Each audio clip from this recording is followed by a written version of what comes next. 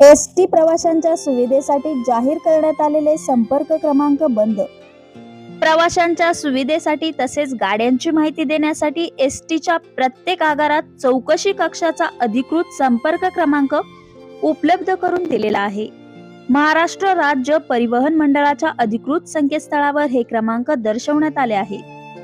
प्रत्यक्ष संपर्क केला असता सांगली जिल्ह्यातील विविध एसटी आगारातील जाहीर करण्यात आलेले बहुतांश अधिकृत संपर्क क्रमांक बंद अथवा अकार्यक्षम राहतात.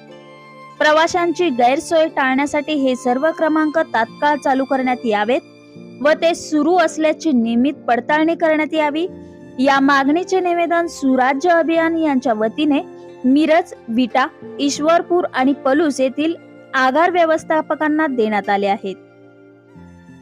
सांगली येथे विभागीय नियंत्रक श्री सुनील भोकरे यांनाही निवेदन देण्यात आले आहे. या संदर्भात योग्य ती कार्यवाही करू असे आश्वासन सर्वांनी दिले. सुराज्य अभियानाच्या मागण्या पुढील प्रमाणे: प्रवाशांच्या हितासाठी सर्व डेपोंनी 24 तास लँडलाईन आणि बॅकअप म्हणून मोबाईल क्रमांक कार्यान्वित ठेवावेत. या क्रमांकाची अद्ययावत यादी बसस्थानकांच्या फलकावर आणि वेबसाईटवर लावावी.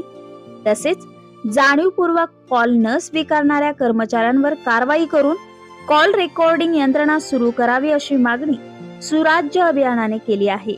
या प्रसंगी सुराज्य अभियानाचे सांगली जिल्हा समन्वयक श्री राहुल कदम तसेच सर्वश्री नारायण चौगुले, राज शिंदे, महेश शेट्टी, विठ्ठल मुगळखोड, भीमराव खोत, भरत जैन यांच्या समवेत पलूस येथील श्री शिवप्रतिष्ठान हिंदुस्थानचे धारकरी श्री सचिन जाधव, श्री गणेश बुतडे, विटा येथील सिंहसेनेचे संस्थापक श्री शिवभैया शिंदे, ईश्वरपूर येथील भारतीय किसान संघटनेचे श्री अजित जाधव अण्णा, श्री शिवप्रतिष्ठान हिंदुस्थानचे धारकरी श्री शेखर खांडेकर, हिंदू धर्मप्रेमी श्री अभिमन्यू पाटील, युवा उद्योजक श्री रत्नाकर पवार, पाटीदार समाजाचे श्री किरीट पटेल, सनातन संस्थेचे श्री सुरेश जाधव यांच्यासह अन्य मान्यवर उपस्थित होते.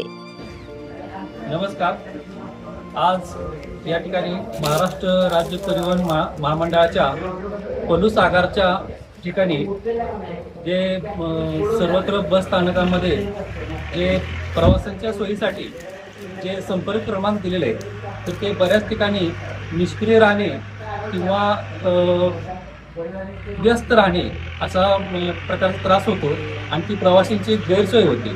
तर त्याचा त्रास दूर व्हावा, फोन कायम सुस्थितीत असावे किंवा एकच नंबर नसता त्याला पर्यायी नंबरही त्या जोडीला असायला पाहिजे आहे, अशा प्रकारचं निवेदन पलूस आगार प्रमुख श्री प्रवीण कोळी साहेब यांना आता या ठिकाणी आपण दिलेलं आहे आणि त्यांच्याकडून सकारात्मक प्रतिसाद आपल्याला मिळालेला आहे.